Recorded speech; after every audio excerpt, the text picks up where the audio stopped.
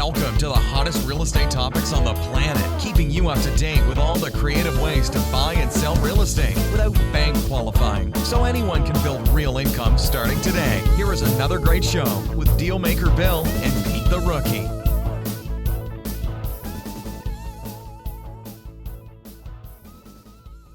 All right, here we are. And another here we have. Yeah, and another episode of Flipping Houses for Rookies. Yay! As soon as I can get my foot out of my mouth, we'll start this here podcast. That's okay. Those will put in the other hole. There you go. We're on episode number 311. That's 311. Mm-hmm. And not to be confused with 411. Or 911. 311, yeah. All right. So today's episode name is creative real estate scary or actually dangerous? That's our choice, is scary or dangerous? That's right. So boy. Here's the description. Buckle up. Seems so many first-time creative real estate entrepreneurs find themselves contemplating leaving safety of what they think they know to be safe and what they think they know as unsafe. For some, that gap can look like a canyon, or worse, a deep or seemingly bottomless chasm that will suck their hard-earned money, or, if one minor mistake is made, have a life's sentence to this one deal screw up. Which means crossing that chasm looks like the scariest or most dangerous thing anyone can do. What if you could learn in the next 60 minutes the difference between scary and dangerous in creative real estate, and how you could deal with each of them so you start raking in some dough like so many of those stories you have heard just before dropping tons of coin to learn these creative type deals from those other gurus. This weekend only. Today, we are going to help you get even with those past painful experiences without walking off a cliff. Ta-da! Hey, it's a good idea not walking off a cliff. My friend tried that once. Didn't work out so hot. Yeah. Is he still an alive friend or is he a dead friend? Oh, no, he's an alive friend, but okay. Yeah. There was no music school after that. All right. So housekeeping. Yeah. So please make sure that you subscribe to our channel wherever you're watching us or listening to us. Make sure you give us a review. Make sure you go to flippinghouses4rookies.com and hit the support button if you have any questions, top right-hand corner. Also, I put a link in the chat every single week. There's a different link.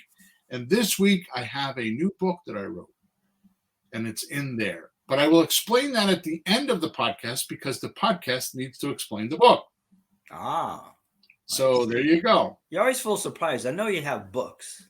Yeah. But you're releasing one, and he didn't even tell me. Yeah. He's like it's not a big deal. It's just an ebook. It's not a big deal. It's not a big deal at all. Well, it's more books than I have one. It's more, I have three. It's more books than a lot of people have. Okay. That's cool. Well, I definitely know how to utilize my time. Now, whether I monetize it all the time, I don't know. But I definitely know how to make my time seem worthwhile to me anyways. All right. So here's the start of the podcast.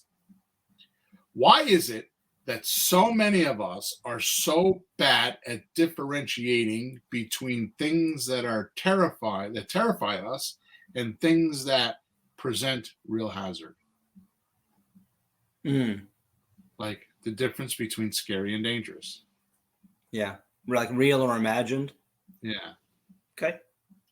We are scared of flying, but have no trouble zipping down the highway in our cars at 80 miles an hour, even though statistics have shown you are 86 times more likely to die in a car accident than a plane crash. Yeah, it's true. 80. I didn't know it was 86. 86. Yeah. Oh, it's more than you. Well, planes are getting safer. You hardly hear any of them crashing anymore. I used to crash Oh, don't curse them every like that. no, seriously. Used to like every year, like another plane. But they're doing better, whatever they're doing. Yeah. They're too busy talking about politics these days. They don't pay attention to things. They don't need a plane crash. Okay, good. We're afraid of letting our children go into the ocean on a summer beach day because of sharks, but we demand they take baths on a regular basis. Even though bathtubs claim 1 American life every day. From sharks? No. Even though bathtubs claim 1 American life every day, and sharks claim only 1 per year on average. Wow. Boy, we're stupid, huh? Bathtubs should be 365 times as frightening as sharks, but it's the reverse. Man, we're not too smart, maybe. We don't have a History Channel that's showing Bathtub Week, do we? But we have a History Channel. We have a History Channel that shows Shark Week, though, right? And it's a whole series. It used to just be one day. Now it's a whole week. Oh God. We have to have our own channel, like the dangers of bat. Nobody would listen. The point. Yeah. Whew. How many car rides have you taken this year? How many flights or how many baths or showers have you taken in your life? Which brings me to my first point today. Things like shark encounters is so minuscule in comparison that their rarity turns them into mysteries. I'm going to give that to you again. I got to read my own writing. So things like shark encounters is so minuscule in comparison that their rarity turns them into mysteries, which then turns uncertainty within ourselves. So it's the mystery. So it's the rarity. It's not normal. Yeah, but the rarity makes the mystery. Exactly. That's what scares people. Exactly. And most of us don't do well with uncertainty or what we are not familiar with. And then we refuse to step even 1 foot into the water because there might be a shark. See, the reason for this is fairly simple. We're more relaxed around things. We make things we're more acquainted with. Right? So we're more relaxed around things that we're more acquainted with. So yeah, that makes sense. If we went swimming every day, we only took a bath once a year, right, we'd be afraid of baths. I get it. So on a little rant here, I'll put my notes down and I'll do my Bill rant. Shoot straight, Bill. Yeah. September of 1949, a gentleman, which I don't remember his name off the top of my head, wrote this thing called a Code of Ethics for Realtors. The reason why he wrote a Code of Ethics for Realtors is because since 1908, when the word first came up, or 1911, I don't remember which one it is, when the first word came up as a profession, they were considered charlatans. Charlatan is a snake oil salesperson, right? Yeah. They would like con man. Yeah, con man, right? They'd sell you water and tell you it was some holy water or something like that, right? Yeah. So they had a bad reputation. So this person that wrote this Code of Ethics was trying to fix the realtor scene. That was September of 1949. In October of 1949, they created the National Realtors Association. Okay? Yeah. That association was formed to implement the Code of Ethics. To this day, that's what they do. They police the code of ethics. That's their Hmm. purpose.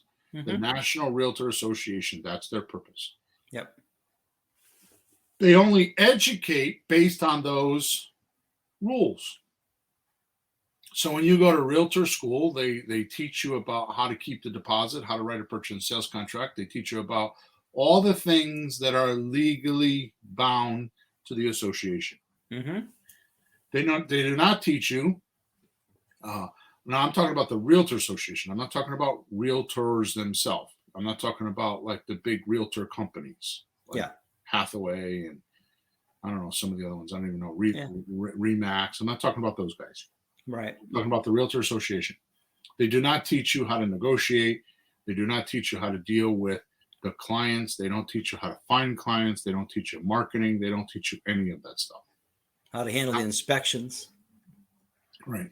Now, in the early 50s, the way the realtors actually developed was there was a guy in town, literally a guy in town, that knew that, that this couple was selling and that couple was selling and this couple wanted to buy and that couple wanted to buy, and he would matchmake. And that's how he made his money. Now, what would happen, according to my own observation, I don't think it's anywhere written where I can show it to you, but according to my own observation, because of my business, you have booms and depressions. Yeah. You do really well, you do really bad. Like in the middle. Now think about this. Now we're 1950, so things were much different than they are now. I mean, now we're 2022. We're 72 years later. Yeah. Okay, but in the 50s, when it snowed 2 feet or 3 feet. You didn't have a snowplow. You didn't get out in a couple hours like we do now. Mm-hmm. Right? So people shoveled back then. The cars were rear wheel drive. They weren't front wheel drive. And four wheel drives were around, but they weren't in every soccer mom's vehicle. No, that wasn't usual. No. So things were different back then. So in January and February, when it was snowing, how many houses did he sell? So that's where the spring market came from, because everybody would want to get into the spring market because they kind of went through the winter and they were done and they were going to sell a house. Not to mention that the spring market brings upon the summer market, which is where people want to move and they want to be in the new house before the kids go back to school in September. That's right. Okay? So thus we would have booms and depressions. So what would happen is a realtor would take a deposit, we'll say $1,000 or $500 or whatever they took, and they would hold the deposit. Except guess what? They didn't have any money. No. So how do you think they paid their mortgage or their rent or the grocery bill? I'll just use my deposit because I will sell the house. It's I will. That's right. They think the house is sold. It's guaranteed. It's sold. I can see it right now. And then the closing comes, or the closing falls apart, and they need to give the money back, and it's not there. Thus becomes the issue of ethics. Now, realtors are not going to tell you this because it's their past, it's their skeletons in their closet, and most of them don't even know what that is. So why am I bringing that up? Because what I just said. The reason for this is fairly simple. We are more relaxed around things we're more acquainted with. So when it comes to selling a house now, the thing that the realtor did, whether it was orchestrated or not, was they made themselves very familiar. To the point where a person that sells a house now thinks, and I'm going to talk about this in about 2 seconds. This was not part of my script, but I just want to talk about this. Yeah. What happens is the only place you knew how to sell a house was either with a realtor or on your own. And the biggest failure, most people don't know, was, by the way, 88.7% of FSBOs go to a realtor. That's according to the realtors, of course. That number has since changed, right? And the reason why is because when the internet first came out in the 90s, the realtors were clever and they got this thing called the multiple listing service, which meant that all the realtor needed to do was to put their house or their listing on this software, and it would go to all the other realtors. So that now when you sell a house, you have two realtors. You had the buying realtor and the selling realtor, and they would split their commissions, right? So the point that I'm making here is it became streamlined. So what happens is that, back in the day when the internet was hot, and it was all new and it's, all that kind of stuff, right? I mean, think about this. In 1920, what were cars like? Yeah, not much. They were new, but we thought who we were because look at this innovation we had. Look at these new cars. Look how far we've come from the horse and carriage, right? And yet, look, it's 100 years later, and look what cars have done. It's a lot. Well, I beg you to take a look at that same scenario with the internet. We think we're so hot and look at this technology we have. We walk around with phones in our pockets and look how cool we are because we have this new technology. Look how far we've come since we've had the internet. That's right. We have no idea what's in front of us. It's actually archaic to some degree because by the time we get to 2050, what's it going to look like then? Right. Really can't imagine. This is so amazing and simple. It does so many things. You can't imagine. So exactly to that point, what happened in 2020 when the pandemic hit?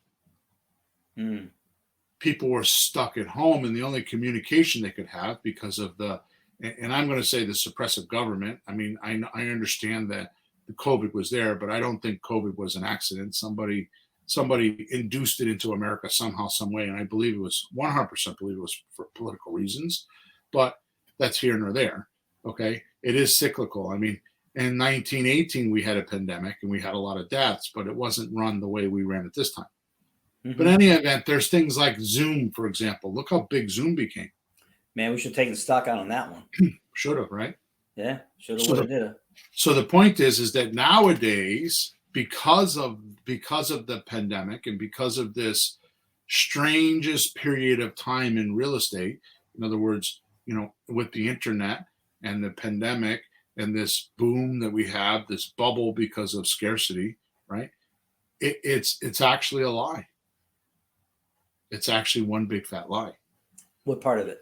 Well, there was not a scarcity of real estate. What's happening is the universe is shifting because what happened was because you could go to your mailbox and have 20 buyers there with checks in hand. People were like, what do I got to hire a realtor for and pay 5 or 6%? Because what do they really do anyways? Because most realtors are not trained. Yeah. One out of 20 or 1 out of 30 will have done more than 20 or 30 deals a year. Those are the ones you should be looking for. You want to hire a realtor, the best thing in the world that you could do is ask them how many houses did you close on the last 12 months? And if it's less than 20, run like hell because they're not good. Yeah. They're not trained. They're not seasoned. Right? So what happened was all of a sudden, and I know this because my attorney, I interrogated my attorney, and he's just one guy, and I understand that. But he's closing in the last 6 months, he's closing up to as much as 40% of his deals without realtors. Really? 40%. That's people to people. Yeah. 35 to 40%. That's no realtor involved. Of course, the realtors don't quite see that, do they? They don't see that happening. It's not part of their network. So what's happening is the realtors making up this story like, oh, well, because, for the last 40 years, the country's been, the population growth has been more than the building industry. And they come up with this whole excuse about there's a shortage of houses. When really what it is they're being antiquated and they don't even know it, right? They're not making adjustments because there's people like you and I that do a lot of real estate without any realtor. I mean, I sell with my guy, but I give him probably 1 out of 5 properties, if that. Right? Yeah. I mean, I just talked to him yesterday. I just gave him another property sell because I don't want to deal with it because I have a tenant in there and the house is kind of yucky and I just don't want to deal with it. I don't want to get the tenant out. I want to sell it with the tenant in it and I just want it to go. So it's worth it for me to give him 5% to deal with the bullshit because I own the house free and clear. And I know I'm going to make a shit ton of money on it. So it's like, to hell with it. I mean, I'm going to double my money from when I bought it. I've had the house for 15 years. I'm going to double my money. Actually, more than 15 years, probably 17 or 18 years. Same tenant's been in all those years. Yeah. That house is a mess. Right? So my point is that they have their place, but it's 1 out of 5. It's for me, it's less than 20%. Well, when I look back at it, and I'm no expert. I listen to you and I see what I see, but I see what I see. And one of the things that I noticed is that the writing was probably on the wall and nobody noticed it as soon as they started listing everything on the MLS and just showing it there, right there. Yep. Because if you can do that, people can do that too, and you start making yourself unnecessary. Right. So there are sites like Zillow, Realtor.com, Redfin, Sure. Twilio. All these sites are like. I mean, look at us. There's a site called PropStream, which is the MLS for realtors. I mean, MLS for investors. It's got everything the MLS could have on it, except listings, and I think PropStream should do that. Right. Now there's another company that's on the heels of them called Privy. They're trying to compete with them. But these are $100 a month subscriptions that give you we get all our comps on there. We get all our research on there. We get leads from there. We get expired listings. We get FSBOs. And for anybody that's listening, might say, well, they lost their MLS status. Well, I just heard last week that they got it back. So there you go. Yeah. So anyways, all my point is that the reason for this is fairly simple. We're more relaxed around things we're more acquainted with. So now what happens is the pandemic comes along in 2020, March of 2020, and FSBOs dry up. Realtors can't show houses. The whole world dries up. But people like myself and you don't stop. So what happens is we used a list for 21 years called out of area owner list. What that means is that the tax bill is mailed to a different address than the property address. It could be across the street. It could be in another state, right? Yeah. So we always use that list for 21 years. That's how you and I have made our money, right? Except now it becomes the only way. Off-market leads are the only way to find leads for 2 years. So now what's happened is because of that, which I was I'm still like I just told you before this call, I just lost the deal. On Saturday, I made a deal with the guy, and on Sunday, I got a cash offer, and I was out. Right? Yep. And I'm paying him $30-something thousand more than the cash offer's given. Yeah. Plus, that's not taking away his 10 or 15% worth of leads. So I'm paying him 40 or 45% more than what he's going to get, and he still went with cash because people go with what they're acquainted with or what they're accustomed with. Right. So here's my finality on my rant. Because of the pandemic and because of all this electronic stuff and because of this short of a houses and every Tom, Dick, and Harry calling people about wanting to do lease options and wanting to do subject to deals and wanting to do owner financing, it's become mainstream now. It's not acquainted with.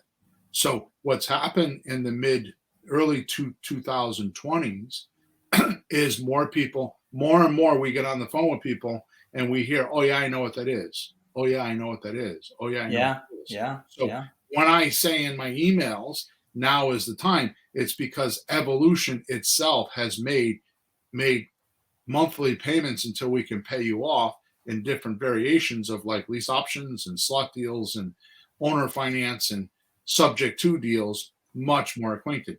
So much so that I have run into myself in the last 6 months, 3 attorneys that specialize, not in Connecticut, but 3 attorneys that specialize in subject to.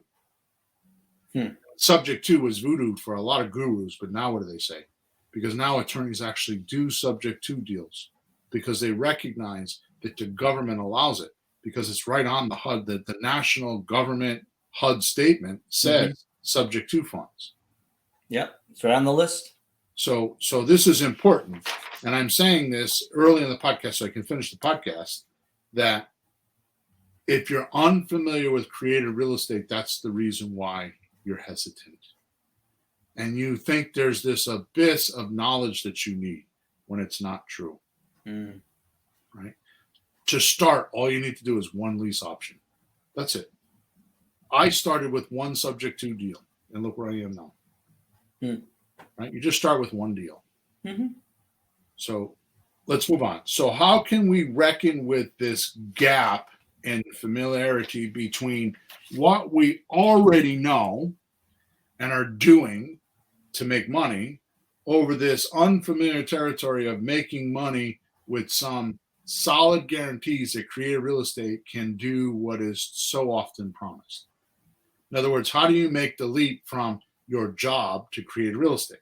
Right? right? Or whatever you do for, your business or whatever, right? And that's what I want to talk about. All right.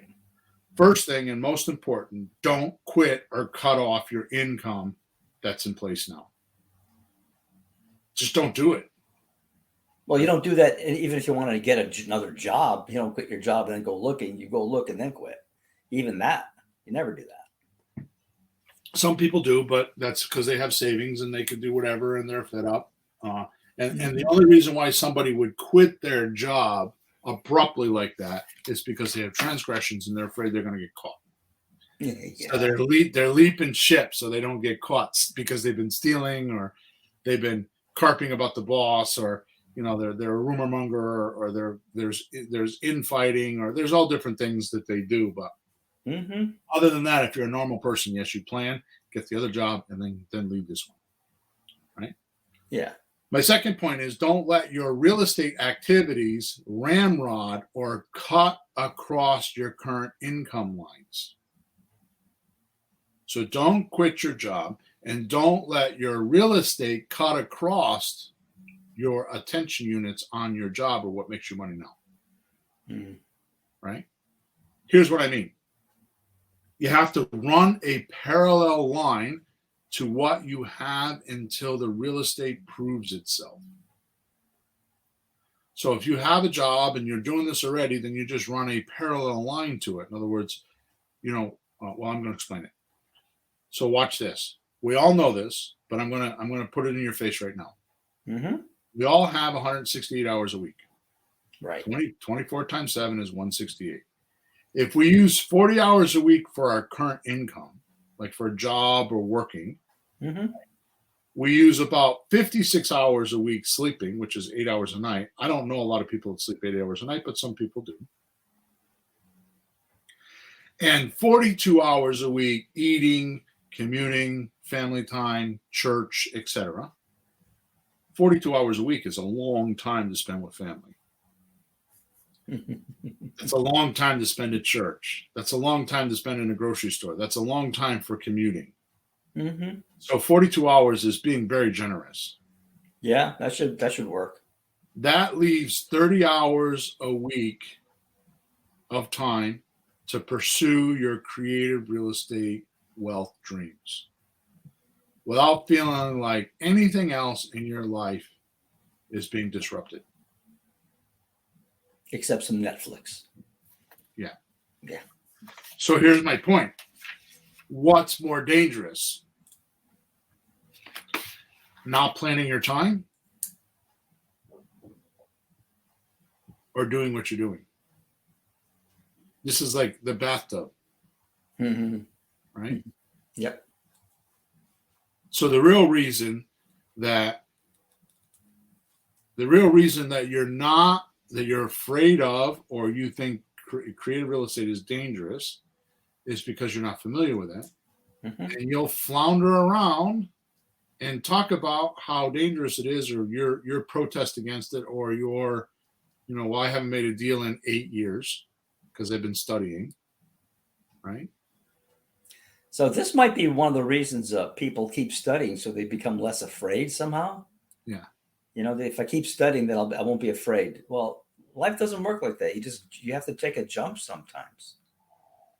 Noman says, I've been seeing this lately. Life isn't about getting to the point where you're not afraid anymore. It's just do it, and then you won't be afraid after you do it. Just do it. We talked about, I think, 2 or 3 podcasts ago, the difference, which, by the way, I can't believe they were the lowest downloaded podcast I ever had. We've had in years. The difference between an amateur and a pro. Really? They were the lowest. I thought they were. Obviously I wrote them, but I can't believe that people don't care the difference between being amateur and pro. Because it was the lowest downloads I've had in years. It actually killed my month last night. My downloads were down by thousands because of those 2 podcasts. But in any event, one of the things we talked about the difference between the amateur and the pro is the pro recognizes that fear is always there and he has to confront it. Yeah. Where an amateur thinks he needs to get rid of fear before he can start. Never works that way. Right? There's a big difference. Yep. Okay, I'm off topic. So here is what I did. I put a link in the description for a book that I wrote called 10 Ways to Supercharge Your Production or Your Productivity. So it's not a big book. It's an ebook. It's not 4 pages. I think it's like 20 pages. I don't remember. But it's 10 ways to supercharge your productivity. By the way, this doesn't even work. This doesn't work just for creative real estate. It works for anything. Yeah, you're saying productivity. Yeah. That's pretty general. Right. It will help you a lot if you have not done a deal yet, or you want to retire early using creative real estate. Because as far as I'm concerned, if you do an inventory of your time, and the way you would do that is you would write down everything that you do now. Like just buy a calendar book. Don't do it electronically. It doesn't work electronically. Get a calendar book. And what I have done in the past is I have done in one color, like in black, you do everything that you do now. You write everything down you do now. And then in blue or red or purple or some other color, write down what you want to do. And it's like a puzzle. Sure. Actually, what I would do is I would start off. I remember when I first started teaching real estate, I'd have people take a piece of paper and lay it on its side, draw a line down the middle. On the left side, put all the things that you do now that you need to do, grocery shopping and going to the gym and watching the kids and take care of dad and mom and, I don't know, drive to work, your job, sex with your spouse, food shopping, everything you do, laundry, everything. You put that on the left side. And then on the right side, you put down what you want to do. And then you take those activities and you start plugging them into a calendar, and it's like a puzzle.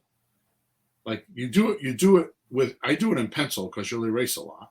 And I start plugging in, when can I do this and when can I can't do that. Yeah. And there was a point in my life I was doing this. Like, for example, Saturday night I would do laundry because that was the only time I had. And there were a few Saturday nights where like I was tired. I'm like, I was wasted because I had already put in 9 million hours. It's like, well, I'll just do it later. Well, there was no room in my calendar to do it later because my calendar was so full that I had to wait 7 more days to do my laundry. So I learned a valuable lesson, like do what you're doing while you're doing it. And you can't make excuses like, I don't want to do it now because I don't feel good. I mean, I woke up this morning. I'm going to tell you right now, I don't feel good today. I got something with my stomach. I'm not quite sure. I'm a little lethargic. You know what I mean? I have no idea why. I'm not sick. I just been pushing, Yeah. And I had to be here at this podcast. And had I not told you that, you wouldn't even know. Nope. Right. So you got to push yourself through those barriers, but it's all time management. It's passion, intention, and time management. Those are the 3 things that are important. And if you want to get a lesson for this, I've been watching lately. I've watched it several times, but a couple great shows on History Channel. One is The Food That Built America. Another one is The Titans of America. Those are the steel guys, and those are a little bit more far-fetched. But The Food That Built America are regular Americans. Like this morning, 5 o'clock this morning, I watched Campbell's Soup. I had no idea that Heinz and Campbell's Soup were rivals. I didn't even know Heinz made soup. I guess Campbell won. Back in the day, they did. Wow. Yeah. So, anyways, the point is those are good inducers for you to watch to like see what people go through, because it's not easy. You're going to have trouble. There are going to be downfalls. There are going to be problems. There are going to be catastrophes that you have to fix. And those are your education. Those are what you need to go through. They are never going to go away. If you think that you're going to walk onto a creative real estate position and not have problems, then you should go look for another. You should go work for somebody in a bank. There's no trouble there other than sell mortgages, right? There's no trouble there. If you go work for an accountant, there's no trouble there. Go work, be a paralegal. There's no trouble there. I mean, there is trouble, but it's not your problem, right? That's right. you'll be under the man the rest of your life, because if you can't fix that with yourself on being able to confront fear and problems, Mhm. then you'll stop dreaming, stop fooling yourself. Just go get your job and forget about it. Right? No, that's true. And I've learned the answer from you is something like, don't be afraid of the problem. If you get a problem, just have a little faith that you actually will be able to figure it out.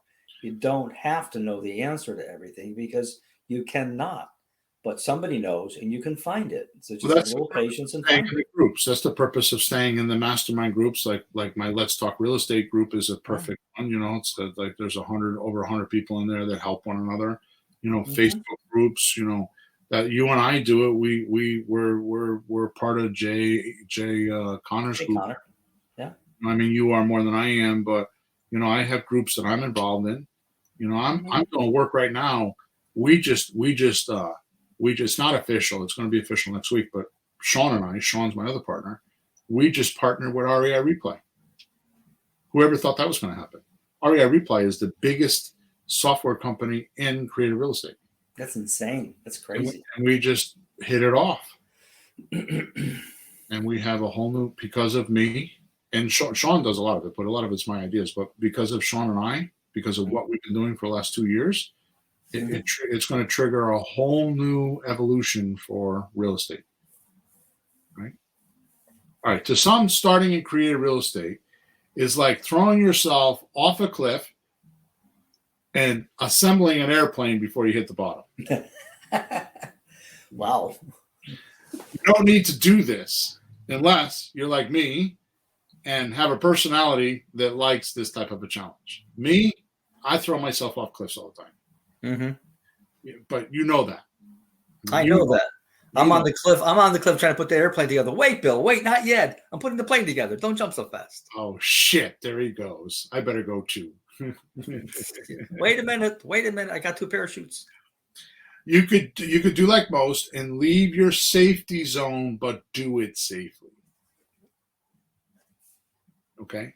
Here is how to do it simply. And you are not going to like it because it is too simple. Okay? Mm-hmm. The absolute best way to get started in real estate, in creative real estate, is to call a seller. So here's the most unspoken, unbelievable, magical trick that nobody has written a book about. And you and I do it all the time. Really? Stay in present time. Don't think about the deals behind you, and don't think about the deals in front of you until it's time. When it's time for you to pick up a phone and call a seller, do not take what they said recently into account. I'll give you a classic example. Mm-hmm. On February 24th, 2022, we contacted a seller. His property was on Zillow for $229. Yep. He would not take less than $215. Mm-hmm. I contacted him in June of the same year, 2022. Yeah. Okay. And his property went from $229 in Zillow to $199. His price went from $215, I won't take less than $215, to I just wrote a contract with a realtor, because I gave it to a realtor, for $179. Mm. So $215 to $179 is a big difference. Yeah. And then on top of it, you got the 10 or 12 or 15% in closing costs. And on top of that, he's an investor and he has capital gains tax. Mm-hmm. So right. $215 probably elevated down to, I bet you, $125. Really? By the time he sells for $179, well, 10%, when 10% is $17,000. Yeah.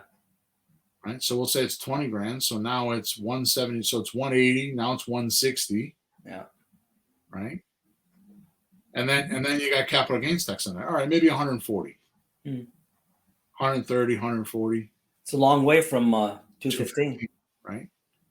So I talk to him and I say to him, okay, well, if something happens with your deal, call me. If something happens with my deal, I'm going to call you. I'm definitely going to do owner financing with you because I understand owner financing. I know what you mean. We're going to talk. We're going to put a deal together. Yeah. Saturday morning, I spent 55 minutes in the house with him. I went over it 6 times. I have a recording. 6 times. I'm going to send him a memorandum, which you and Sean asked me, why do you send memorandums first? If you have a deal, just send a purchase and sales agreement. No, because I want to make sure that what I said and what he heard matches on a simple 1-page document. Here's what we agreed on price. Here's what we agreed on payments. Here's what we agreed on duration. And here's how much money I'm going to put down if we talk about that. It's all on one piece of paper, nice and easy to read. No legalese. Yep. If he signs that, then I know he's good. From there, I go to a purchase and sales agreement. All I did was put that step in there as a gradient so that we don't, so I'm trying not to lose deals. Yeah. Right? Because they're confused. Because believe it or not, the world has gotten less literate. They don't understand the words all the time, right? So all that said and done is the deal I was just talking to you about. I do all of that, and by Tuesday, I don't have a deal anymore because he sold it for cash. Yeah. Right? So that could be upsetting, right? Sure. Instead, I'm in conversation with Sean like, this is happening too much. We got to fix it. So between you and Sean and me, we'll come up with something on how we can prevent these deals from going that way. Yeah. I'm going to say this, and then I'm going to get back to the podcast. One thing that I have noticed, and I've said this in the last 3 podcasts, with extensive observation. Now I'm talking about I'm doing live closing calls 3 days a week, and I've even opened it up to, if you're in my Let's Talk Real Estate group. Lately, you can get onto these calls for free. I was just charging my coaching guys and my monthly mastery guys because they were paying me. But recently, I've been just doing it for free because I want people to see how easy it could be. The point is that all you need to do is make one phone call. All you need to do on that phone call is figure out what their price is, if they're willing to take payments, what the payments are, if they're willing to take payments, how long they'll go with the payments. If they don't want to take payments, what's their discount? That's all you got to know. And you could make a deal. So if you want to start a creative real estate business, you don't need any other education other than that. Now, you're on the phone for 2 weeks or a month or 2 months and you're frustrated. Now, at least you know when it's time to get training, what you need training on. You know, when you get to this certain point, it always falls apart. Like when you go do the paperwork, it falls apart. Well, then go get trained on the paperwork, not the whole system. You don't need to study for 8 years to do that. Yeah, it's like you don't know what to do, so you have to know everything. Right. You have to double check everything and then triple check everything. When most of it is probably fine. It's just a couple of points here and there, so that you don't lose a deal because you did something not quite right. Here's the biggest mystery to me on planet Earth.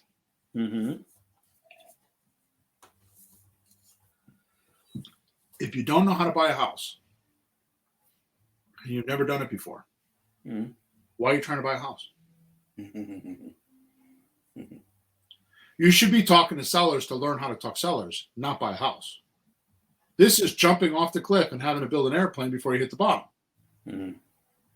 If you don't know how to buy a house, which you talk about this all the time, and we since have done it, but we're coming off it again. But wow. I told you to, or you, however it came about, whether it was you or me, when you first started learning how to be on the phones, who did you call first? Oh, I just called some for sale by owners off the internet just to practice. Right. I didn't have any delusions that I was going to buy a house. I just wanted to practice the routine because it's part, as an educator, I teach students different things. I've taught communication courses where you sit and you practice, you practice stuff. And then as a musician, I practice. And in a band, you practice the songs before you go on stage. So before I was in front of like a real seller or a really good deal, I wanted to be ready. So my actual thought was, let me waste a few. You use the term reluctant, right? Yeah. Like, just do it to do it. You don't care if you get the house or not. Just practice the routine so you're familiar with it. So let's bring up this sore subject for a second. Yes. Tom Cruise. Yeah. This weekend we went to the movies, and what did you watch? Oh, me and your wife saw Top Gun, along with about 5 million other people in the world. Okay, so I am protesting this movie because I'm a thick-headed limey, and I am an avid, over-the-top fan of Lee Child. I read all his books probably 2 or 3 times. The Jack Reacher stories, right? And they are the Jack Reacher stories. Yeah. So he was cast as Jack Reacher, and it was the worst movie I ever saw because everything that the book says Jack Reacher is supposed to be, Tom Cruise is not. And I think that's a complete disgrace to the whole series. He marked it, a big black mark, and I don't like him because of it. It's a personal thing. I mean, there's other things. Jumping on the couch 10 years ago was not a good thing either. Making himself look like a fool. So whatever. So I just protested. So anyways, my point is this: when you went to Top Gun and watched it, would you have paid your ticket price if you didn't know his lines? Would I pay the price if I didn't know his lines or he didn't know his lines? So would you pay the ticket price to go watch his movie if you did not know his lines? What to say? No, I don't think so. No, that's like when the band screws up the song. No. So who do you think you are that you could talk to a seller without practicing your lines and getting them correctly and not shooting from the lip, aka the hip? If you're shooting from the lip, because too many people will think, well, I'll get in the house, I'll know what to say. And they'll just wing it. Well, hang on, I got news for you. Yeah. The only way you're going to ever learn a script or know what to say is to have multiple people say the same thing in different variations. Like, how much you're going to give me? What's your offer? You have to hear it from multiple people to be able to do that. Yeah. So you need to practice. So, like you said, you need to waste them. You need to call people up and figure out why they're suspects. Yeah, now you're talking about the people who go in the houses and wing it, but I think that's the minority. I think the majority don't even go in the house because they keep reading books or something. And I'm saying just practice. The next tiny step is just practice and not care. Call somebody with a house that you do not want to buy. Like if you're afraid to talk to girls, talk to a girl that you don't want to go out on a date with. Talk to her, ask her. When she says no, go, thank God she said no. Yep. At least you got some practice in, and then work up to like the medium girl, and then the girl you're really, just take it in stages. Right. So here's what happens. I put together this reluctant buyer kit, which is exactly to teach you to do that. Now I think it was misnamed, but I tried selling it. I sold very few of them. I even tried giving it away for free, and it's the least product that I've ever distributed, and it's the most valuable. It's the stupidest thing in the world for me. Yeah. By the way, making offers is a lot less formal than most think. So I was on a coaching call with another guy that I help coach on Tuesday, and this girl is on there talking about making offers. She's so afraid of making offers. She's afraid, and it just went on and on and on, and droning on. You know what I said to her? I said to her, I'm not going to use her name. Say, hey, Alice, a made-up name, right? Why don't you do me a favor? Tell me what a definition of an offer is to you. What do you think an offer is? Right? So let's role play for about 2 seconds. Yeah. Pete, how much are you asking for your house? I'm asking $278. Okay, how'd you come up with that number? Some other houses that sold near me, talking to a couple of friends, and I looked at on Zillow, a couple of those sites. So based on my house square footage, I just think that's a good ballpark. Why now? Why all of a sudden are you deciding that the 278 is your house, is your number? Why all of a sudden you're selling now? You've owned it for what, 10 years? Why are you selling it now? I've been thinking about it, like just getting a different property, and just the market's so hot right now. If I'm going to do it, this would be the time. Okay, so how much were you planning on walking away with? I think with everything, I think I would have about $120,000. And what are you going to do with that money? I'll get my other property. Okay. Yeah. Good. So if you didn't walk away with 120, what would happen? Well, I mean, I could get away with less, but the more I can put down, the better, less mortgage and all that. But I can get away with less, but I hope I get that much. What's less? Well, it could be 100, it could be 95. So what if I came in and gave you 75,000? Would that make you cringe? Yeah, because I'm thinking 120. Stop the magic. I just gave you an offer. Hmm. It wasn't some calculated. How casual was it? Yeah.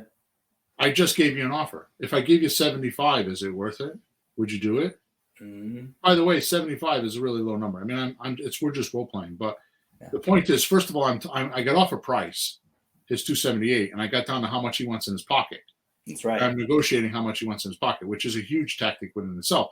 But my point is that, so what? Let's just go at another. I don't really have time to do this, but let's go another couple minutes. So what if I give you 75? I wouldn't take that right now because I just started the process, and I think I'd get better than that. Okay. How much? So you think you can get at least 100? Yeah, I mean 95 bare minimum. Okay. What if I gave you 120,000, but I did it in monthly payments? Would that work?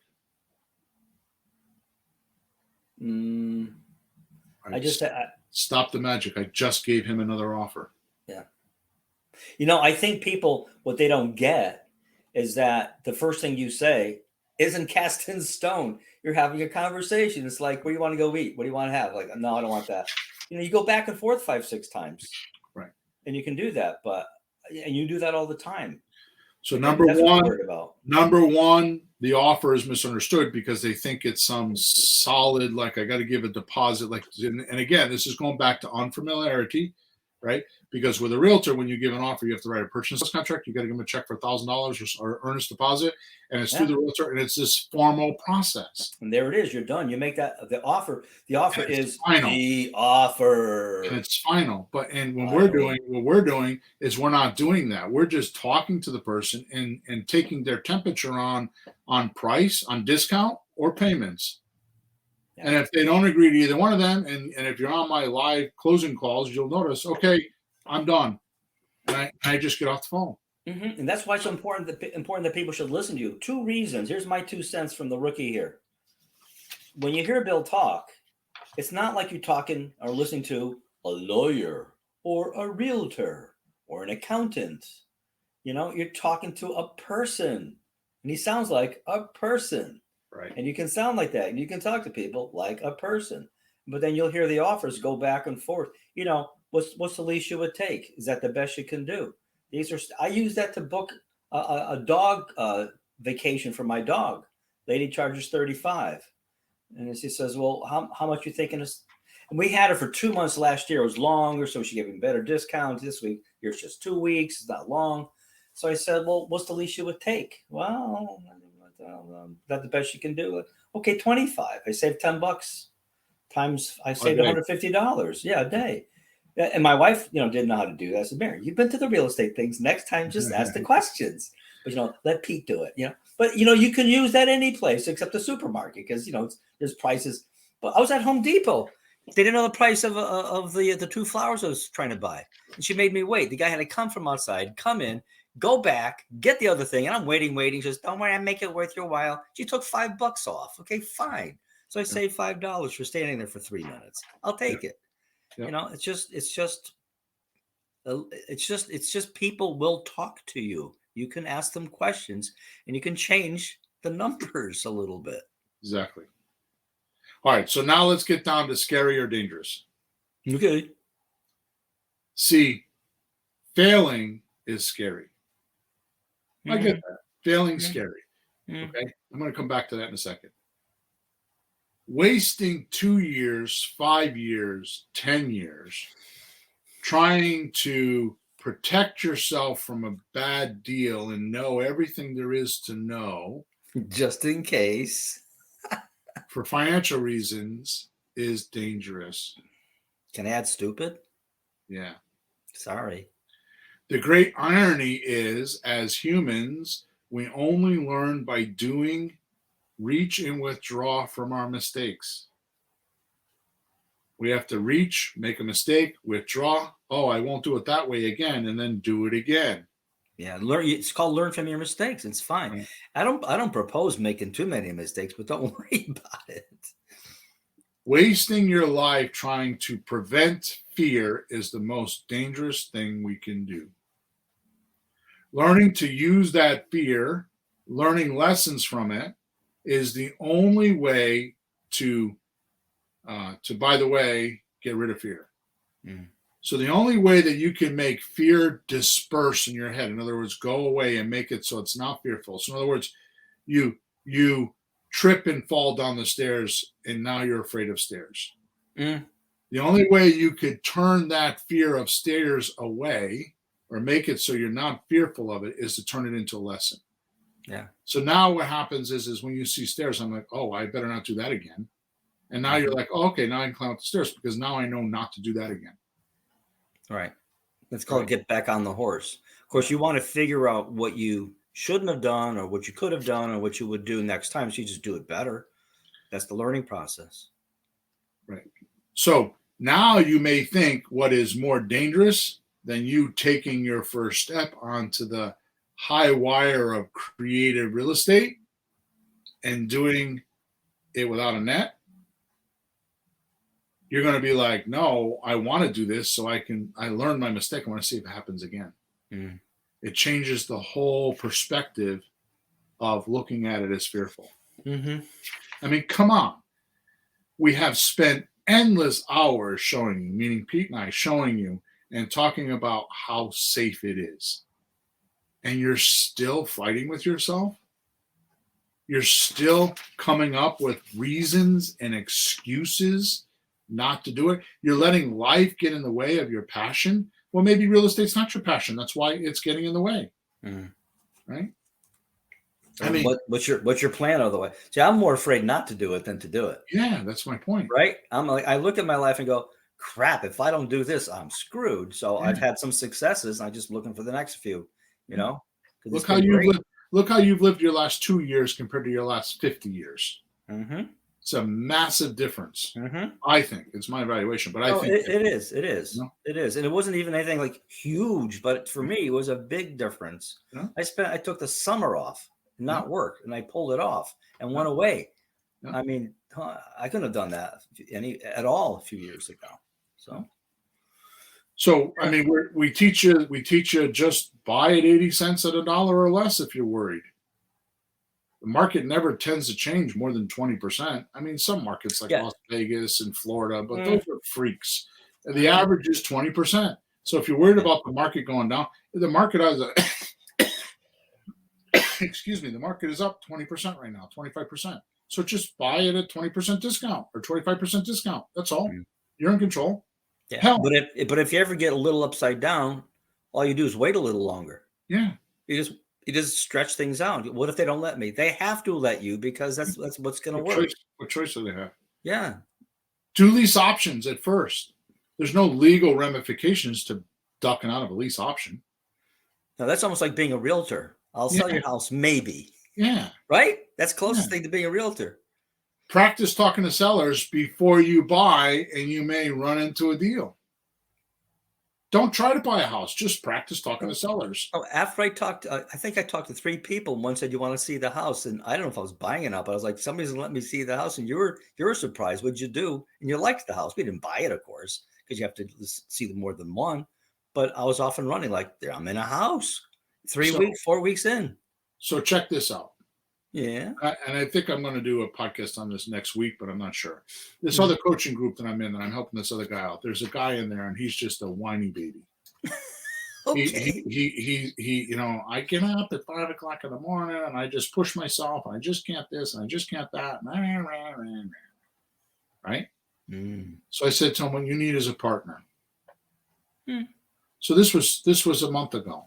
Miraculously enough, 3 of them in the group have a meeting every morning at 8 o'clock to pep talk one another. And hold each other accountable too. All of a sudden, they're all making their calls, and all of a sudden they're bringing deals to the call and start talking about deals. Okay, so I think I'm going to talk about that next week. How you can do that. What's going on over there, Peter? Oh, I'm dropping my coffee cup, but it's empty. It's okay. I'm all right. Now think of this. Think of this. To end off here. Someone who now think of this. This is a new little saying I have, right? Mm-hmm. Someone. So normally I say where attention goes, energies flow, results show. Right. Right. Which, by the way, I don't know where I got that from, and I realized that it was from T. Eckert. I got that saying from years ago on How to Be a Millionaire. T. Eckert.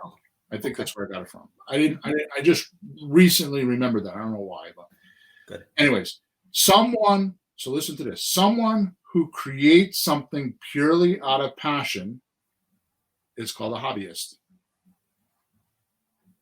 Yeah. Someone who creates something out of passion that solves problems, they're called a tinkerer. Okay. Someone who creates something out of passion that also solves problems, but makes money and makes sure to share it is called an entrepreneur. Okay. Never heard any of those. So I strongly advise you go into the description of this podcast and click my link and get my book, my new book, that's called 10 Ways to Supercharge Your Production or Your Productivity. So you can start working on an early retirement with money now, money monthly, and money later.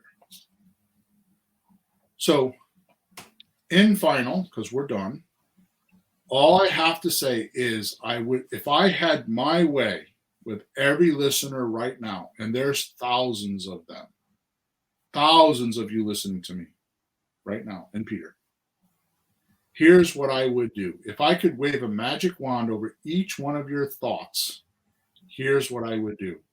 I would have you daydream on what would happen in your life if you had money now, money monthly, and money later. In fact, I'm going to divert for a second. I wrote a document. Let me pull it up. I wrote a document the other day. It's a new webinar that I'm writing. And let me explain these. I'm going to just read these. I'm not going to explain them, okay? Mm-hmm. Money now means you can pay those ugly debts, get a new car, go on vacation, whatever your heart desires. The point is, you choose what to do with these chunks of dough. Money monthly means you can fire your boss. The trick is, if you need $4,000 per month to live, then get $6,000 a month in positive income from your properties. Mm-hmm. So there is a $2,000 per month cushion to cope with weirdness, like non-payers, broken houses, or perhaps building a reserve. Mm-hmm. Think about this. If you had 12 properties, each earning $500 per month cash flow, which is low for us, you would earn $6,000 a month. Question now is, how long before you can get 12 properties? That would be freedom, correct? Yeah. Money later is your retire early plan. Once you see how you can start stacking up $30,000 to $100,000 in equity or your profits in each deal, it doesn't take long, less than 6 years, very often, to live comfortable in your early retirement years. So if I had any choice at all with anybody dreaming, I would dream of money now, money monthly, money later, getting the chunks of dough so you can pay off shit, your debt, all that stuff, having money monthly so you can have passive income and you could actually pay your bills monthly without having to work more than about 10 hours a month, and money later for retirement funds or chunks of dough. I mean, I'm doing that right now. That's what I've been doing for an entire year. I keep moving my portfolio around and just keep making my all I'm worried about is, well, last year I made the most amount of money ever, and it's 6 months later and I'm broke. So my wife asked me, how could that be? I'm like, well, because I took the money and I put it in equity. And Peter, you could attest to this, and I want to end off, so I want to go on and on and on. Mm-hmm. But when you get the money, I learned this. When you get the money, you spend it. Mm-hmm. Equity you can't spend, but you can keep collecting on it. Yeah, you put the money into the properties, so you don't have a lot of loan on the properties. Very small. and it's equity. And if you ever needed the money, sell it, and there's your money. But it's sitting someplace. See, to me, that's better. No. Stop the minute. If I ever need the money, I just refinance and get a credit line. I don't have to sell it. Oh, yeah, of course. There's all kinds of ways. Yeah. But it's like, try to do that with your stock that crashed. Right. Or try to do that with your savings account when you got $100,000 in there, and all of a sudden now it's down to $9,000. Mm-hmm. You know, it's like, because you'll spend it. So what I did through my experience is I just kept chunking down my mortgages. So what I did is I have half the amount of properties making me the same amount of money because I paid down the debt. I'm not over leveraged. I'm only about 40% leveraged in my portfolio right now. Mm-hmm. Right. And I make the same amount of money with less work, and I could pick and choose my days when I want to work. Yeah. So if you should daydream about anything, it should be money now, money monthly, money later, creative, lease option deals. Lease option deals do that. Only lease option deals do that. No other deal does that. No other deals. Rent to own to your buyer is the only thing to do that. Mm-hmm. And if you want to make a lot of money, get more people to pay you. So get off your ass. Stop telling yourself you're scared or dangerous, because it's not, and go make a phone call and find that one person.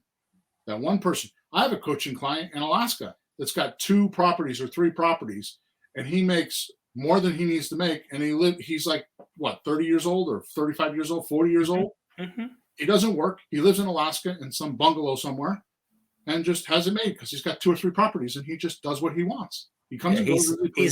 He's even. Now he makes a few more moves, and he's ahead of the game, and then ahead. Right. So anyways, that's my parting words. So stop telling yourself it's scary or dangerous. It's not real. Creative real estate is not dangerous because of the paperwork we use. The most dangerous part of it is you not doing it and getting those 12 properties, making $500 a month. Oh, by the way, like I said, 12 properties, 2 a year, in 6 years, you're done. If you did, and oh yeah, by the way, if you did that, because I go on further in this webinar, I go on further by saying that's a lie, by the way, doing 2 a year. Because what happens is once you do 1 or 2, you get better and better, and you start doing more and more.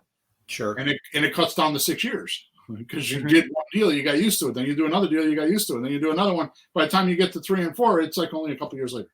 Yeah. Because you got better and better. All right, that's it for today. I hope you enjoyed our show. Make sure you go subscribe to wherever you're listening to us or watching us. You should check out my YouTube channel because I've been putting up a lot of videos there, and it's new content. I make videos 2 or 3 times a week, and I upload them every day almost. So you should go check them out. Also, make sure that you leave us a review. Make sure if you have questions, you go to flippinghousesforrookies.com. Top right-hand side is a support ticket. I answer all the support tickets myself. And go grab my new book, 10 ways to be more productive, or whatever I said before. Okay? Mm-hmm. Over and out. Have a good week. Thanks for being here, and thank you for all the support.